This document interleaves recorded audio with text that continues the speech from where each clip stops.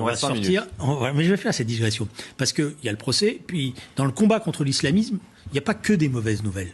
Et c'est d'ailleurs, je suis un peu étonné que depuis quelques jours, je dirais dans le monde médiatique actuel, on n'ait pas pris en considération ce qui vient de se passer dans les élections au Maroc.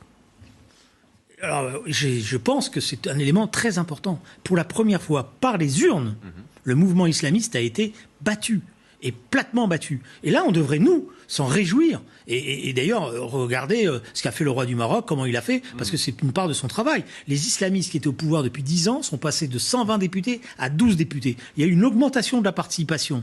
C'est une défaite historique et qui va servir, y compris par rapport à la Tunisie.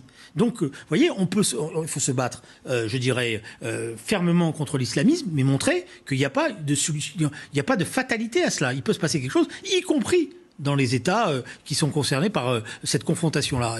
Et je trouve qu'on a tort de ne pas aider ces pays-là, on a tort de ne pas les mettre en avant, on a tort de... Je veux dire, en plus, regardez ce qui s'est passé, si Gilles William va comprendre, ce qui s'est passé au Maroc, c'est pas rien. Ils ont gagné les élections alors qu'ils viennent de reconsidérer leur rapport avec Israël et que ça a donné lieu à une montée en puissance partout. Et malgré tout, la population marocaine a dit, on va dans ce sens-là.